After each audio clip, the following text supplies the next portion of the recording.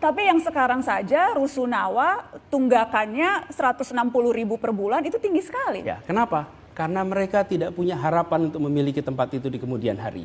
Ketika dia tahu, saya membayar 250 rutin dan satu saat akan memiliki tempat ini, I will do it. Kenapa? Karena saya punya harapan. Tapi kalau tinggal Alasan tempat mereka itu cuma menunggak karena tidak ada uang, Mas, bukan ya, karena tidak punya harapan. begini, selalu akan ada masalah uang.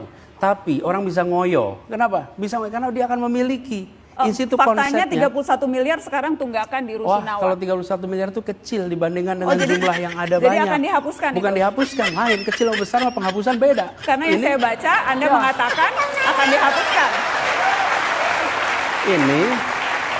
Ini adalah kenyataan bahwa ada penunggakan, artinya ada problem. Tapi begitu orang punya harapan, dia akan kerja keras. Penunggakan itu akan diapakan, Mas Anies? Nanti kita pikirin lah. Kalau dihitung rata-rata ya Pak Anies ini ya tidak baik dan tidak buruk. Itu banyak visi dan misi besar yang kita tangkap, Bang.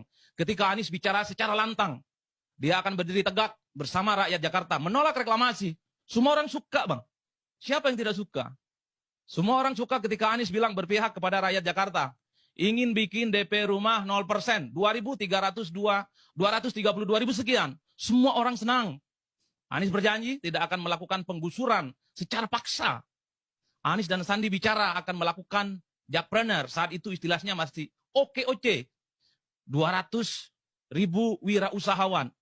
Wah, itu luar biasa. Dan itu yang sebenarnya ingin dibanggakan oleh Anies dan Sandi. Mari kita cek satu-satu. Di zaman Anies apakah reklamasi lanjut? Ada sebagian. Dan itu harus kita akui. Yang dicabut juga banyak, 13. 13 izin reklamasi di stop. Tapi sebagian yang lainnya ada. Ya, itu beredar sampai sekarang di media, di record dengan bagus. Ya, saya nggak mau nyebut, Bang Gaya sudah tahu, Bang Batar sudah tahu. Artinya apa? Tidak 100% janji politik Anies soal stop reklamasi itu dipenuhi. Ada yang lanjut, tapi sebagian yang lainnya di stop. Nah, itu yang saya bilang harus proporsional. Supaya kita tidak terjebak pada pembelahan yang menurut saya tidak ada gunanya. Yang kedua, sudah disebutkan oleh Mas William, ketika janji 232.000, DP rumah 0%. Ya, faktanya sampai sekarang tidak sesuai dengan target, Bang. Harus diakui, targetnya diturunkan jadi 10.000. Sempat dirumorkan, diturunkan jadi 7.000. Itu pun juga tidak sesuai dengan target, hanya 10%. Dan bahkan kita tahu bersama, pembebasan tanahnya soal DP 0,5% juga bermasalah. Ada yang sudah jadi tersangka. Kita tidak bisa menutup mata ini semua. Tapi bahwa ada mimpi besar yang dimiliki oleh Anies dan Sandi saat itu, ya. Pada level implementasi, ya kita juga tahu, cuma 0%. Terkait dengan penggusuran, oke, penggusuran secara paksa. Secara simbolik misalnya kampung akuarium kemarin dibangun kembali oleh Anies. Semua orang tepuk tangan. Tapi catatan LBH Jakarta, Bang, kita tidak bisa menutup mata. 2019, 2020, Anies juga banyak penggusuran. Ya, demi kota administrasi dan tertib dan indah di Jakarta. Jakarta Selatan misalnya ada 20 titik yang digusur. Jakarta Pusat ada 22 titik. Jakarta Timur ada 12. Jakarta Barat ada 10. Itu fix dan firm. Makanya ketika Anies 3 tahun masa jabatan politiknya dikritik oleh teman-teman LBH karena dianggap tidak memenuhi janji politiknya.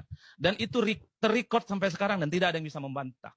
Itu akan sukses. Ya nyatanya terlepas dari apapun yang terjadi saat ini Formula E selesai. Sekalipun masih banyak footnote-nya. Pak Anies kemarin bersaksi di KPK. Tapi yang kemudian menjadi ramai adalah karena ada instrumen variabel ya, variabel dan unsur-unsur yang dulu dianggap menjadi ruh penting soal bagaimana perubahan Jakarta itu tidak tuntas sama Pak Anies.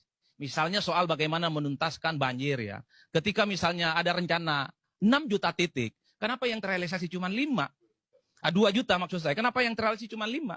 Berarti ada deadlock dengan teman-teman DPRD. Diprotes oleh PAN misalnya, diprotes oleh Demokrat biar tidak lanjut. Ini kan juga persoalan yang dianggap gagal. Bagaimana Pak Anies yang tidak punya partai, tidak punya jalur tol untuk mengkomunikasikan hal ini dengan baik ke partai.